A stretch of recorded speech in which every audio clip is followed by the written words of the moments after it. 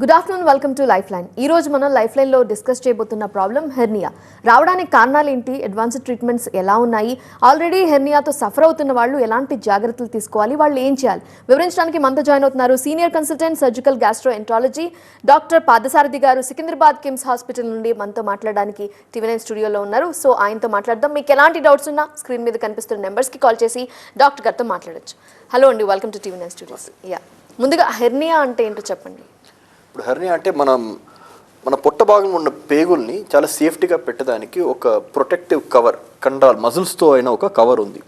ఎలా మనం ఒక కార్ వీల్ కన్నా సైకిల్ టైర్కి ఒక ట్యూబ్ని సేఫ్టీగా పెట్టడానికి ఒక టైర్ ఉంటుందో, సేమ్ వే మనం పేగుల్ని కాపాడి పెట్టడానికి ఒక కండరాలతో ఒక కవర్ ఉంది.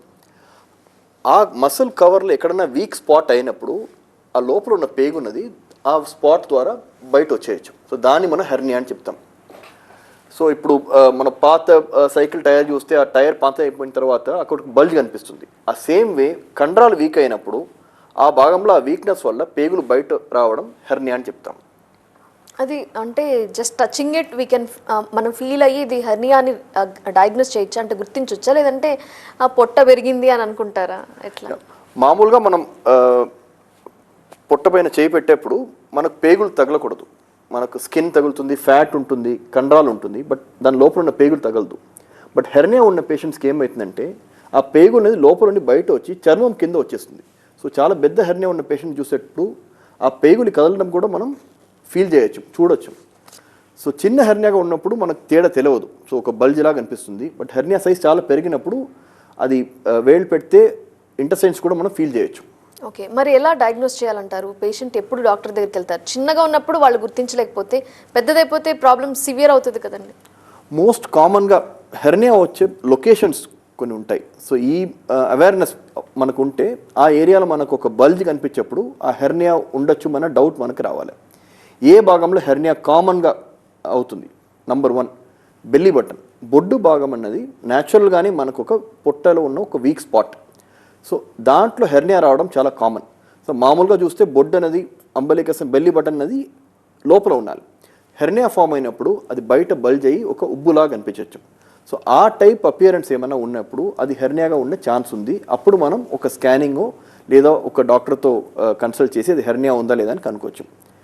సెకండ్ మోస్ట్ కామన్ లొకేషన్ ఎక్కడంటే దీని ముందుగా జరిగిన సర్జికల్ స్కార్, ఇప్పుడు సిజేరియన్ ఆపరేషన్ కానీ అపెండిక్స్ ఆపరేషన్ లేదా వేరే ఏమైనా పుట్ట భాగంలో అయిన ఆపరేషన్స్ ఏమైనా ఉంటే ఆ స్కార్ వీక్ అయినప్పుడు దాని ద్వారా కూడా పేగులు బయట రావచ్చు. దాన్ని మనం ఇన్సిషనల్ హెర్నియా అని చెప్తాం. దీని ముందుగా జరిగిన ఒక ఆపరేషన్ చోట్ల వచ్చే హెర్నియాని ఇన్సిషనల్ హెర్నియా అని చెప్తాము. సో దీని ముందుగా ఏమైనా ఒక ఆపరేషన్ జరిగి ఆ స్కార్ ఏరియాలో ఒక చిన్న ఉబ్బు కనిపిస్తే అది హెర్నియాగా ఉండే ఛాన్స్ ఉంది. సో అప్పుడు మనం స్కానో లేదో ఒక డాక్టర్తో కన్సల్ట్ చేసి హెర్నియా ఉందా లేదని కనుక్కోవచ్చు. ఓకే, కాల్ ఉన్నారండి, వారితో మాట్లాడదాం. కరీంనగర్ నుండి సూర్య గారు, నమస్తే అండి. సార్ నమస్తే సార్. నమస్కారం సార్, మా ఫాదర్ 65 ఇయర్స్ ఉంటుంది సార్. అయితే ఆయన అంబ్లికల్ ఏరియా వచ్చింది. ఒక 9 ఇయర్స్ నుంచి అలా కొద్దిగా జరుపుకుంటా ఉంది. 18mm అని మన డయాగ్నోస్ చేస్తే 18mm అని వచ్చింది సార్. ఇది ఏమైనా ప్రాబ్లం సార్? అతనికి ఏంటంటే ఇంకొకటి అదే సార్, పిరలసిస్ మన బ్రెస్ట్ లాడ్ ఉంది. దానివల్ల ఈ సర్జరీ చేస్తే ఏమైనా ప్రాబ్లం అవుతుందా? 18mm అంబలిక హెర్నియా ఉంది మీ ఫాదర్కి, వయసు 65. సో 65 నుంచి 70 దాకా ఉంటుంది సార్. ఓకే, సో జనరలీ ఈ టైప్ ఆఫ్ హెర్నియాకి ఆపరేషన్ అవసరం పడుతుంది. ఎందుకంటే హెర్నియా ఇప్పుడు 18mm ఉంటే కూడా ఫ్యూచర్లో ఈ హెర్నియా సైజ్ పెరగడానికి ఛాన్స్ ఉంటుంది. సో హెర్నియా సైజ్ పెరిగి దాని లోపల ఉన్న పేగు ఎప్పుడన్నా స్టక్అప్ అయితే ఇది ఒక ఎమర్జెన్సీ కండిషన్గా మారచ్చు. సో దీనికి ఆపరేషన్ చేసుకోవడం అన్నది బెటర్. సో ఈ కాలంలో ఆపరేషన్ ఇప్పుడు మనం ఓపెన్ ఆపరేషన్ చేయట్లేదు. పేషెంట్ కండిషన్ బాగుంటే లాప్రోస్కోపీ ద్వారా రంధ్రం ద్వారా చేస్తాము, లేదా ఇంకా అడ్వాన్స్డ్గా రోబోటిక్ టెక్నాలజీ ద్వారా కూడా ఈ ఆపరేషన్ మనం చేసేయచ్చు. సో పేషెంట్ ఒక రోజుని హాస్పిటల్ నుండి డిశ్చార్జ్ అయ్యి ఇంటికి వెళ్ళే ఛాన్సెస్ ఉన్నాయి. సో ఇంత అడ్వాన్స్ టెక్నాలజీ ఉన్నప్పుడు హెర్నియాని చిన్న స్టేజ్లో ఫైండ్ అవుట్ చేసేటప్పుడే ఆపరేషన్ చేసుకోవడం అన్నది మంచిది. మరో కలర్ ఉందండి, వారితో మాట్లాడదాము. నిజామాబాద్ నుండి రాజు గారు, నమస్తే అండి. హలో రాజు గారు చెప్పండి. నమస్కారం సార్. నాకు ఇంతకుముందు అడిషనల్స్ ఉండే కడుపు నొప్పి ఆపరేషన్ అయింది. అయితే ఇంతకు నేషనల్ గ్యాస్ రాఘవేంద్రరావు సార్ దగ్గర బంజారాయిల్. అయితే ఇన్సిషియల్ ఎర్నియా అంబికల్ ఎర్నియా ఉందని సిటీ స్కాన్లో వెళ్ళింది. ఓకే, అయితే పెయిన్ ఏం లేదు సార్ మరి. దీని ముందుగా ఒక ఆపరేషన్ జరిగింది అడిషన్స్ ఆపరేషన్స్కి, దానికి మోస్ట్లీ ఓపెన్ ఆపరేషన్ అయింది. ఓపెన్ ఆపరేషన్ అయింది. ఇప్పుడు ఆ స్కార్లో మీకు హెర్నియా ఫామ్ అయింది. మీ క్వశ్చన్ ఏమంటే ఇప్పుడు నాకు నొప్పి లేదు, ఈ హెర్నియాని నేను ఏమైనా ట్రీట్మెంట్ చేసుకోవాలన్నా లేదు నొప్పి వచ్చే వరకు నేను వెయిట్ చేయొచ్చు మా అన్నది కరెక్టా? కరెక్టే సార్. సో హెర్నియా అనేది మనం నొప్పి వచ్చే వరకు వెయిట్ చేయకూడదు. ఎందుకంటే హెర్నియాలో నొప్పి వస్తే దానికి వెనక యూజువల్లీ ఏం కారణం ఉంటుందంటే హెర్నియా ద్వారా వచ్చిన పేగు ఎప్పుడు స్టక్అప్ అవుతుందో లోపల అది ట్విస్ట్ అయిపోతుందో అప్పుడే నొప్పి వస్తుంది. ఆ పరిస్థితి ఒక ఎమర్జెన్సీ పరిస్థితి. సో నొప్పి వచ్చే వరకు నేను హెర్నియాని వెయిట్ చేసి పెట్టుకుంటా, నొప్పి వచ్చిన తర్వాత నేను ట్రీట్మెంట్ తీసుకుంటాను అనడం కరెక్ట్ లేదు. ఎందుకంటే నొప్పి వచ్చిన తర్వాత ట్రీట్మెంట్ అనేది ఒక ఎమర్జెన్సీ సర్జరీ లాగా జరుగుతుంది. సో అప్పుడు చేసే హెర్నియా ఆపరేషన్ సక్సెస్ రేట్ అనేది నార్మల్గా మనం ప్లాన్ చేసే ఆపరేషన్ కన్నా ఆ సక్సెస్ రేట్ తక్కువ ఉంటుంది. సో సెకండ్ విషయం ఏమంటే హెర్నియా ఎప్పుడు చిన్నదిగా ఉన్నప్పుడు ఫిక్స్ చేయడం చాలా ఈజీ. ఇప్పుడు చిన్న ఫస్ట్ బిగినింగ్ స్టేజ్లో మనం ఫైండ్ అవుట్ చేసేస్తే దాన్ని ల్యాప్రోస్కోపీ ద్వారా మనం ట్రీట్ చేసేయచ్చు. ఆ రంధ్రం అనేది చాలా పెద్దదిగా పెరిగిన తర్వాత మనం చాలా లేట్ స్టేజ్లో వెళ్ళేటప్పుడు ఆపరేషన్ చాలా కష్టమవుతుంది. ఆ ఆపరేషన్ ఫెయిలియర్ ఛాన్స్ ఎక్కువ అవుతుంది. మళ్ళీ 3-4 ఇయర్స్లో సేమ్ హెర్నియా ప్రాబ్లం రిటర్న్ వచ్చేదానికి అవకాశం ఉంది. సో ఈ హెర్నియా మీకు డయాగ్నోస్ అయ్యింటే నొప్పి వచ్చే వరకు వెయిట్ చేయొద్దు, వెంటనే వెళ్ళి దానికి ట్రీట్మెంట్ తీసుకోవడం అనేది బెటర్. సో ఎలాంటి ట్రీట్మెంట్స్ అందుబాటులో ఉన్నాయి? అడ్వాన్స్ ట్రీట్మెంట్స్ ఏం చెప్తారు? సో దాని ముందు ఒక నెంబర్ 1 క్వశ్చన్ చాలామంది ఇప్పుడు అడిగిన రాజుగారు లాగా హెర్నియాకి వేరే ఆపరేషన్ లేకుండా వేరే ఏమైనా ట్రీట్మెంట్ ఉందా సార్, నేను బెల్ట్ కట్టుకొని జాగ్రత్త తీసుకుంటే ఆ హెర్నియాని నేను ప్రోగ్రెస్ అవ్వకుండా చూసుకోవచ్చునా, ఆపరేషన్ నేను అవాయిడ్ చేసాను, ఆల్రెడీ నాకు 2 ఆపరేషన్ అయింది, 3rd ఆపరేషన్ అంటే భయంగా ఉందని చెప్తారు. హెర్నియాకి ఆపరేషన్ తప్ప సక్సెస్ఫుల్గా ఉన్న ట్రీట్మెంట్ వేరే ఏం లేదు. హెర్నియా బెల్ట్ కానీ డైట్ ఫాలో అవ్వడం లేదా కంప్లీట్ బెడ్ రెస్ట్ ఇదన్నీ మనకు యూస్ఫుల్ ట్రీట్మెంట్స్ లేదు. హెర్నియాకి ట్రీట్మెంట్ అంటే సర్జరీ ఒకటే మనకు మార్గం. బట్ ఈ సర్జరీలో చాలా అడ్వాన్స్మెంట్స్ ఇప్పుడు వచ్చింది. దీని ముందుగా అన్ని హెర్నియాస్ని మనం ఓపెన్ ఆపరేషన్ ద్వారా చేసాం. మీనింగ్ ఆల్రెడీ ఒక హెర్నియా ఉంటే దానిపైన ఒక పెద్ద కట్ ఇచ్చి మళ్ళీ ఆ బయట వచ్చిన పేగుని లోపల పెట్టి కండరాల్ని మళ్ళీ మన స్టిచెస్తో కుట్టి ఒక మెష్ పెడతాం. ఈ కాలంలో ఏమైందంటే ల్యాప్రోస్కోపిక్ సర్జరీ ద్వారా చిన్న 5 mm ఆ 10 mm హోల్స్ ద్వారా ఈ హెర్నియాని ఫిక్స్ చేయడం చాలామందికి మనం చేస్తున్నాం. ఇంకా కాంప్లికేటెడ్ హెర్నియాస్ ఉన్నప్పుడు కూడా ఇప్పుడు రోబోటిక్ టెక్నాలజీ ద్వారా ఈ సేమ్ ఆపరేషన్స్ని మనం ఇంకా చాలా అక్యురేట్గా చేసే పరిస్థితి ఉంది ఇప్పుడు. సో హెర్నియా ట్రీట్మెంట్ ఉన్న టెక్నాలజీ చాలా అడ్వాన్స్మెంట్. లాస్ట్ 20 ఇయర్స్లో హెర్నియా ట్రీట్మెంట్ అన్నది చాలా చేంజెస్ అయింది, చాలా అడ్వాన్స్మెంట్స్ అయింది. సో దీనివల్ల ఏమైందంటే సక్సెస్ రేట్ ఆఫ్ ట్రీట్మెంట్ అనేది చాలా పెరిగింది. సో దీని ముందుగా ఒక 100 మందికి ఆపరేషన్ చేస్తే 70%, 60% సక్సెస్ ఉన్న ఆపరేషన్స్ ఇప్పుడు వచ్చిన modern technology, modern surgical techniques, ఇప్పుడున్న అడ్వాన్స్డ్ మెషెస్ దీనివల్ల మోర్ దెన్ 90-95% సక్సెస్ రేట్ వరకు మనం చేయగలుగుతాం. సో రోబోటిక్ సర్జరీ అని కూడా చెప్తున్నారు. సో అది ఎలా ప్రొసీజర్ ఉంటుంది చెప్పండి. రోబోటిక్ టెక్నాలజీ అనేది ఒక లాస్ట్ 2 decades మోర్ దెన్ 20 ఇయర్స్గా మనం మెడికల్ ప్రాక్టీస్లో వాడుతున్నాము. ఇప్పుడు లాస్ట్ 10 ఇయర్స్గా ఈ రోబోటిక్ టెక్నాలజీ ద్వారా హెర్నియా ట్రీట్మెంట్ని మనం చేస్తున్నాం. ఇప్పుడు రోబోటిక్ ట్రీట్మెంట్ అంటే ఏమి? రోబోటిక్ ట్రీట్మెంట్ అంటే ఆ ఆపరేషన్ చేసేది సర్జనే చేస్తారు, బట్ ఒక రోబోట్ ద్వారా చేస్తాం. సో మనం సర్జన్ పేషెంట్ దగ్గర ఉండకుండా ఒక రోబోటిక్ మెషిన్ పైన ఆపరేట్ చేస్తాం. మనం చేసే హ్యాండ్ మూమెంట్స్ని ఫిల్టర్ చేసి చాలా ప్రిసైజ్గా ఒక రోబోటిక్ మెషిన్ ఆ ఆపరేషన్ని పేషెంట్ పైన కండక్ట్ చేస్తుంది. సో ఇప్పుడు రోబోటిక్ చేస్తే ఏం అడ్వాంటేజ్ అంటే మనకు రోబోటిక్ ద్వారా చేసే ఆపరేషన్ చాలా ప్రిసైజ్గా ఉంటుంది. ఇప్పుడు మనం హ్యాండ్తో చేసేప్పుడు మూమెంట్స్లో ట్రెమర్స్ రావచ్చు, షేక్ రావచ్చు. ఆ సేమ్ మూమెంట్ని మనం ఒక రోబోట్ ద్వారా చేసేటప్పుడు ఈ షేక్, ఈ ఎక్స్ట్రా మూమెంట్స్, ఈ అన్ప్రిసైజ్ మూమెంట్స్ని ఫిల్టర్ చేసి చాలా అక్యురేట్గా మిల్లీమీటర్ అక్యురసీతో మనం రోబోట్ ద్వారా ఆపరేషన్ చేయగలుగుతాం. ఇప్పుడు ఒక కార్ నడిపేప్పుడు మాన్యువల్ స్టీరింగ్కి పవర్ స్టీరింగ్కి ఎంత తేడా ఉందో, ఇంకా ఇప్పుడు టెస్లా కార్ లాగా ఆటోమేటిక్ ఏ అసిస్టెడ్ స్టీరింగ్ ఎంత అక్యురేట్గా ఉందో, సేమ్ వే సర్జరీ కూడా ఇప్పుడు మాన్యువల్ సర్జరీలో ఉండి ల్యాప్రోస్కోపిక్ సర్జరీ దానికన్నా ఇంకా అడ్వాన్స్ రోబోటిక్ సర్జరీగా ఇప్పుడు ప్రోగ్రెస్ అయింది. సో ఏ సర్జరీ ఎవరికి సజెస్ట్ చేస్తూ ఉంటారు? అంటే మీరు ల్యాప్రోస్కోపీ చెప్పారు, ఓపెన్ సర్జరీలు కంప్లీట్గా అవాయిడ్ చేసినట్టేనంటారా ఇప్పుడు ఈ కాలంలో? అలా చెప్పలేము. ఇప్పుడు ల్యాప్రోస్కోపీ, రోబోటిక్, ఓపెన్ సర్జరీ ఈ అన్ని టైప్ ఆఫ్ టెక్నిక్స్కి ఇప్పుడు ఇంకా రోల్ ఉంది. సో వచ్చే పేషెంట్స్ అందరికీ ల్యాప్రోస్కోపీనే సూటబుల్ అనేది లేదు. At the same time open సర్జరీకి ఇప్పుడు స్పేసే లేదా, ఇన్ని టెక్నాలజీ వచ్చింది కదా, ఎందుకు మీరు ఓపెన్ చేస్తున్నారంటే there are certain conditions where open surgery is still the best operation. ఇప్పుడు మన దగ్గర వచ్చే పేషెంట్స్ చాలామంది already 3 times 4 times hernia operation జరిగి ఉంటుంది. లాస్ట్ 30 yearsగా ఎవ్రీ 5 years హెర్నియా వచ్చి మళ్ళీ సేమ్ ప్లేస్లో ఫెయిలియర్ అయ్యి వచ్చేవాళ్ళు చాలామంది మన దగ్గర వస్తారు. ఆ రికరెంట్ హెర్నియా అని చెప్తాం. మల్టిపుల్ టైమ్స్ ఫెయిల్డ్ హెర్నియాస్ ఉన్నప్పుడు దానికి మనం యూజువలీ ప్రిఫర్ చేయడం ఓపెన్ సర్జరీ. లేదా దీని ముందుగా చాలాసారి వేరే ఆపరేషన్ జరిగిన పేషెంట్స్కి మనం హెర్నియా వచ్చి ట్రీట్మెంట్ చేసేటప్పుడు ఓపెన్ సర్జరీ ప్రిఫర్ చేస్తాం. So definitely patient condition, patient hernia condition, చిన్న హెర్నియానా పెద్ద హెర్నియానా, ఏ భాగంలో వచ్చింది, హెర్నియా ఎమర్జెన్సీగా వచ్చిందా లేదు ఎలెక్టివ్గా ప్లాన్ చేస్తున్నామా, ఈ అన్ని విషయం మనం కన్సిడర్ చేసిన తర్వాతనే ఒక ఇండివిజువల్ పేషెంట్కి ఏ టెక్నిక్ మనం వాడాలనేది డిసైడ్ చేస్తాం. ఓపెన్ ఆపరేషనా లేదు లాప్రోస్కోపియా లేదు రోబోటిక్ అన్నది. యా అండి. సో రోబోటిక్ సర్జరీ వల్ల అడ్వాన్సెస్ అంటే మీరేం చెప్తారు? అంటే లాప్రోస్కోపీ కంటే కూడా ఇది బెటర్ అని చెప్పొచ్చు అంటారా? Yes, robotic and laparoscopy compare చేస్తే ఈ రెండు ఆపరేషన్లో ఒక కామన్ విషయం ఏమంటే ఈ రెండు సర్జరీస్ చిన్న రంధ్రం ద్వారా జరిగే సర్జరీస్. సో రెండు ఆపరేషన్లో మనం కట్ చేయము. ఆ రోబోటిక్ ఆర్ లాప్రోస్కోపీలో 5 mm హోల్స్ ద్వారా, ఆ రోబోటిక్ సర్జరీ 8 mm హోల్స్ ద్వారా చిన్న కెమెరా ఒకటి లోపల పెడతాం. ఆ కెమెరా ద్వారా మనం పొట్ట లోపల ఉన్న అన్ని స్ట్రక్చర్స్ని చూసి ఆపరేషన్ చేస్తాం. లాప్రోస్కోపీకి రోబోటిక్కి ఏమి డిఫరెన్స్ అంటే లాప్రోస్కోపీ ఆపరేషన్ అది మనం డైరెక్ట్గా ఆ ఇన్స్ట్రుమెంట్స్ని మనం చేయిలో పట్టుకొని చేసే ఆపరేషన్. సెకండ్, లాప్రోస్కోపిక్ కెమెరా మనం మామూలుగా ఒక టీవీలో చూసేట్టు మనకు ఒక పిక్చర్ని చూపిస్తుంది. మనం మామూలుగా డైరెక్ట్గా చూసేటప్పుడు మన లైఫ్లో వీసి 3D ఇమేజ్, మనకు డెప్త్ పర్సెప్షన్ ఉంది. ఈ కెమెరా మీరు ఎక్కడ ఉన్నారో నేను 2 కళ్ళు చూస్తున్నాను, సో మీరు ఎంత దూరం ఉన్నారని నేను గెస్ చేయగలుగుతాను. ఈ సేమ్ విషయం ఒక టీవీ స్క్రీన్లో చూసేటప్పుడు మన దూరం ఎంత ఉందనేది వీ కెనాట్ ఫైండ్ అవుట్, ఎందుకంటే టీవీ ఇమేజ్లో వచ్చేది 2D ఇమేజ్. లాప్రోస్కోపీ చేసేటప్పుడు మనం 2D ఇమేజ్ హెల్ప్తో ఒక 3D ఆపరేషన్ చేస్తున్నాం రియల్ లైఫ్లో. బట్ రోబోటిక్ చేసేటప్పుడు రోబోటిక్కి మనకు 3D విజన్ ఉంది. మనకు ఎట్లా 2 కళ్ళు ఉన్నాయో same way robots has got 2 cameras. So ఆ 2 కెమెరా ద్వారా మనం చూసేటప్పుడు మనం రియల్ లైఫ్లో ఎలా ఒక 3D ఇమేజ్ చూసి వర్క్ చేస్తామో ఆ సేమ్ ఎక్స్పీరియన్స్తో మనం రోబోటిక్ ఆపరేషన్ చేయగలుగుతాం.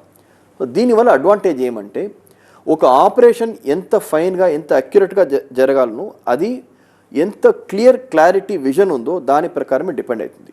సో ఒక 2D విజన్తో నేను చేసే ఆపరేషన్ కన్నా 3D విజన్తో నేను చేసే ఆపరేషన్ ఇంకా అక్యురేట్గా ఉంటుంది. నాకు డెప్త్ పర్సెప్షన్, ప్రతి స్ట్రక్చర్స్తో క్లారిటీ ఇది ఎక్కువ ఉంటుంది. ఇది number 1 advantage where robot will give 3D vision. Second advantage ఏమంటే దీని ముందుగా నేను చెప్పినట్టు ఈ లాప్రోస్కోపీలో ఉన్న ట్రెమర్స్ కానీ మనం హ్యాండ్లో ఉన్న అన్నెసరీ మూమెంట్స్, షేక్స్, మన హ్యాండ్లో ఉన్న టైర్డ్నెస్, ఇప్పుడు ఒక 5 hours 6 hours లాప్రోస్కోపిక్ సర్జరీ చేసేటప్పుడు ఆ సర్జన్కి షోల్డర్స్, ఎల్బోస్లో పెయిన్స్ వచ్చే అవకాశం ఉంది. ఎందుకంటే ఆ ఆపరేషన్లో మనం డైరెక్ట్గా మనం బాడీ ఫోర్స్తో చేసే ఆపరేషన్. బట్ రోబోట్లో ఏమవుతుందంటే మనం ఒక రోబోటిక్ మెషిన్లో కూర్చొని ఆ ఆపరేషన్ని ఫింగర్స్ ద్వారా చేస్తాం. మనం హ్యాండ్ కానీ షోల్డర్స్ కానీ ఎల్బోస్ కానీ ఏది వాడం. ఆ robotic controls are moved with your fingers. So even మనం 5 hours 6 hours ఆపరేషన్ చేసేటప్పుడు కూడా మన బాడీకి ఫటీగ్ ఉండదు. సో ఒక సర్జన్ 6 hours ఫటీగ్ లేకుండా చేసేటప్పుడు ఆ ఆపరేషన్ సక్సెస్ రేట్ అనేది ఇంకా బెటర్గా ఉంటుంది. ఆ operation will go much more smoothly. So ఒక లాప్రోస్కోపీ చేసేటి కన్నా robotic surgeries for complex operations మనకు ఇంకా చాలా అడ్వాంటేజ్ మనకు సర్జన్స్కి, పేషెంట్స్కి ఉంటుంది. బట్ స్టిల్ జనాలు రోబోటిక్ సర్జరీ అంటే కొంచెం భయపడతారు. ఎందుకంటారు? మీ దగ్గరకు వచ్చే వాళ్ళు రోబోటిక్ సర్జరీని ప్రిఫర్ చేస్తున్నారా? ఈ కాలంలో చాలా మంది రోబోటిక్ సర్జరీ కోసమే మన దగ్గర వస్తున్నారు. దీని ముందుగా ఒక మిస్కన్సెప్షన్ ఏం జనాల మధ్యలో ఉన్నదంటే రోబోటిక్ సర్జరీ అంటే సర్జన్ హ్యూమన్స్ ఆపరేషన్ చేయరు, మెషిన్ ఆపరేషన్ చేస్తుంది అన్నది.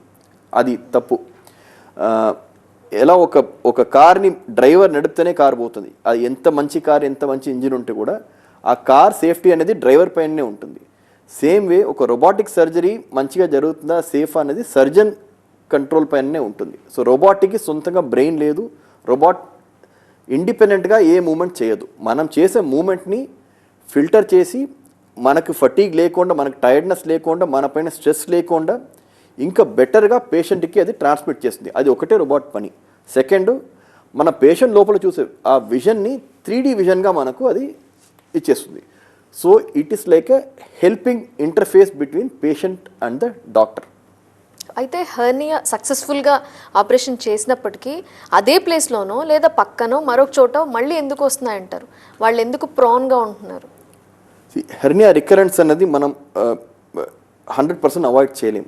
ఇప్పుడు కూడా హెర్నియా గురించి చాలా రీసెర్చ్, చాలా కాన్ఫరెన్సెస్, మీటింగ్స్, టెక్నాలజీలో కొత్త కొత్త టెక్నిక్స్ ఎందుకు ట్రై చేస్తూ ఉంటామంటే ఈ రికరెన్స్ అన్నది దీని ముందు కన్నా ఇప్పుడు తగ్గింది, but it can never become zero. So 100 మందికి ఆపరేషన్ చేస్తే దెర్ ఇస్ ఆల్వేస్ ఒక 5% ఛాన్స్ హెర్నియా మళ్ళీ వచ్చేదానికి. సో ఎందుకు మంచిగా చేసిన ఒక ఆపరేషన్ ఎందుకు ఫెయిల్ అవ్వాలి? ఇప్పుడు చాలా మంచి మెష్ వాడాము, మంచి సర్జరీ చేశాము, కుట్లు కూడా మంచి క్వాలిటీ కుట్లు యూస్ చేశాము, తర్వాత ఒక 5 years తర్వాత సేమ్ ప్లేస్లో హెర్నియా వచ్చేసింది పేషెంట్కి, ఎందుకు రావాలి? సో ఒక హెర్నియా ఫెయిల్ అవుతుందంటే దానికి చాలా కారణం ఉంటుంది. ఇది నేను యూజువల్గా 3 టైప్గా చెప్తా. ఒకటి patient related problems, second hernia related problems, third technical problems, meaning surgery, surgeon related problems.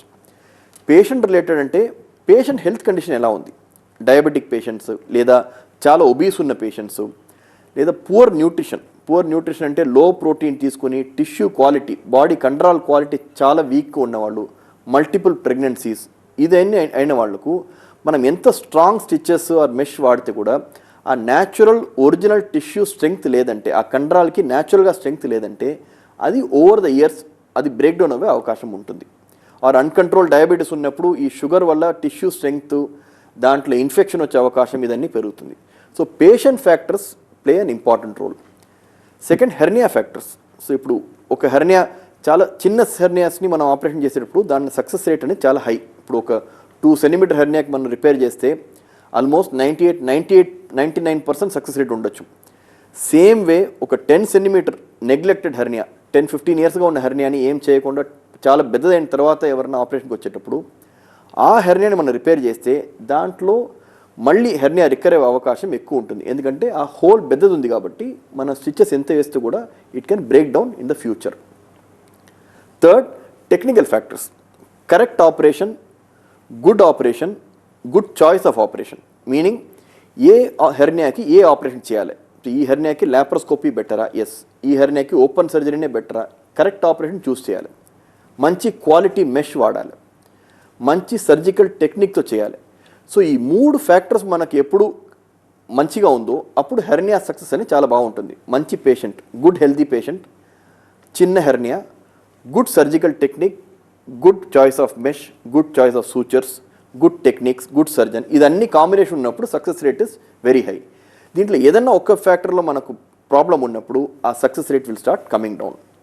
అసలు ఈ ప్రాబ్లం రాకుండా అవాయిడ్ చేయలేమంటారా? బికాస్ హెర్నియాని ట్రిగ్గర్ చేసే అంశాలు ఏంటి, ఎందుకు వస్తుందంటారు? ఎస్. సో హెర్నియా అనేది బేసికలీ మసిల్ వీక్నెస్ వల్ల వచ్చే ఒక ప్రాబ్లం. సో దీన్ని మనం కంప్లీట్గా 100% అవాయిడ్ చేయొచ్చు అంటే చేయలేము, బట్ డెఫినెట్లీ ఇది వచ్చే ఛాన్సెస్ని మనం తగ్గించవచ్చు. సో సింపుల్ టిప్స్ ఏమంటే, బెల్లీ బటన్ హెర్నియా యూజువలీ మనం చూసింది ఏమంటే లేడీస్కి ఎక్కువ వస్తుంది. సో ఎందుకు రావాలి? జనరలీ ప్రెగ్నెన్సీ తర్వాత పొట్ట స్ట్రెచ్ అయ్యి మళ్ళీ నార్మల్కి వచ్చేటప్పుడు ఆ స్ట్రెచ్చింగ్ వల్ల బెల్లీ బటన్ స్ట్రెచ్ అయ్యి అది రప్చర్ అయ్యి ఒక చిన్న హెర్నియాగా ఫామ్ అవ్వచ్చు. సో ప్రెగ్నెన్సీకి ముందుగానే ఈ డయట్ ద్వారా, ఎక్సర్సైజ్ ద్వారా అబ్డమనల్ మజిల్స్ని మంచి టోన్లో పెట్టే వాళ్లకు హెర్నియా వచ్చే అవకాశం తక్కువ ఉంటుంది. Second, high protein diet, good high protein diet తీసుకున్న వాళ్లకు మసిల్ క్వాలిటీ, టిష్యూ క్వాలిటీ బెటర్గా ఉంటుంది. Heavy straining, heavy weight lifting or sudden jerky weight లిఫ్టింగ్ని అవాయిడ్ చేయడం బెటర్. లేదా ఏదో ఒక ఆపరేషన్ పొట్ల జరిగిన తర్వాత, ఇప్పుడు యూట్రస్ ఆపరేషన్ జరిగింది, లేదా సిజేరియన్ ఆపరేషన్, లేదా అపెండిక్స్ ఆపరేషన్, ఆ ఆపరేషన్ తర్వాత అడిక్వేట్గా రెస్ట్ తీసుకోవాలి. ఇమీడియట్గా 3 months లోపల హెవీ వెయిట్ లిఫ్ట్ చేయడం లేదా బాగా స్ట్రైనింగ్ చేస్తే ఏమవుతుందంటే ఆ ఆపరేషన్లో పెట్టిన కుట్లు కంప్లీట్గా హీల్ అవ్వ ముందుగానే మళ్ళీ బ్రేక్ అయ్యి ఆ ఏరియాలో హెర్నియా ఫామ్ అయ్యే అవకాశం ఉంది. ఇన్సిషనల్ హెర్నియా అని చెప్తాం దీని ముందు చెప్పినట్టు. సో ఈ జాగ్రత్తలు తీసుకుంటే we can avoid a hernia from happening. ఒకవేళ కొంతమంది నెగ్లెక్ట్ చేస్తారు, మనకు వచ్చిన కాలర్ లాగా పెయిన్ లేదు కదా, ట్రీట్మెంట్ అవసరమా అని ఇగ్నోర్ చేయొచ్చు అంటారా? అలా ఎంతకాలం పోస్ట్ పోన్ చేయొచ్చు? జనరలీ హెర్నియా, ఎవరికైనా హెర్నియా ఉంటే జనరల్ అడ్వైజెస్ ఆ ట్రీట్మెంట్ని పోస్ట్పోన్ చేయొద్దు. ఓకే, పోస్ట్పోన్ చేయాలంటే ఏ హెర్నియాని మనం సేఫ్గా పోస్ట్పోన్ చేయొచ్చు, ఎన్ని రోజు మనం సేఫ్గా పోస్ట్పోన్ చేసుకోవచ్చు. ఇప్పుడు చిన్న బెల్లీ బటన్ హెర్నియా ఉన్నవాళ్ళు 5 mm, ఇప్పుడు వాళ్ళకేం లక్షణాలు ఉండదు, యాన్యువల్ చెకప్, మాస్టర్ చెకప్కి స్కాన్కి వెళ్తారు, అల్ట్రాసౌండ్ చేసి స్కానింగ్లో 3 millimetre 4 millimetre belly button hernia అని ఒక రిపోర్ట్ వస్తుంది. ఆ రిపోర్ట్ని తీసుకొస్తారు. బట్ చెకప్ చేస్తే దాంట్లో హెర్నియా ఉండదు, వెరీ స్మాల్ హెర్నియా ఉంటుంది. అలా ఉన్న పేషెంట్స్కి జనరలీ సర్జరీ అవసరం లేదు, మనం వెయిట్ చేసి చూడొచ్చు. హెర్నియా ఎప్పుడన్నా అపియర్ అయితే ఆపరేషన్ చేసుకోవచ్చు. పెద్ద హెర్నియాస్ ఉన్నప్పుడు ఎప్పుడు యాజ్ ఎర్లీ యాజ్ పాసిబుల్ దాన్ని ట్రీట్మెంట్ చేసుకోవడం బెటర్. లేదా పెద్ద హెర్నియా ఉంది, పేషెంట్ జనరల్ కండిషన్ చాలా పూర్గా ఉంది, ఇప్పుడు పేషెంట్కి షుగర్ కంట్రోల్ మంచిగా లేదు, లేదా రీసెంట్గా హార్ట్ ట్రబుల్ ఏమన్నా వచ్చింది, హార్ట్లో స్టెంట్ పడింది, లేదా బీపీ కంట్రోల్ లేదు, ఇలా ఏమన్నా హెర్నియా కన్నా పెద్ద మెడికల్ ఇష్యూ పేషెంట్స్కి ఉన్నప్పుడు దానికోసం మనం హెర్నియా ఆపరేషన్ని పోస్ట్పోన్ చేసి పెట్టుకోవచ్చు. ఎప్పుడు వరకు? ఆ మేజర్ హెల్త్ ఇష్యూ రికవర్ అయ్యే వరకు. ఇప్పుడు షుగర్ కంట్రోల్ ఇప్పుడు 300-400 ఉన్న షుగర్ 3 monthsలో అది కంట్రోల్కి వచ్చి నార్మల్ రేంజ్ వచ్చిన వెంటనే హెర్నియా ఆపరేషన్కి వెళ్ళాలి.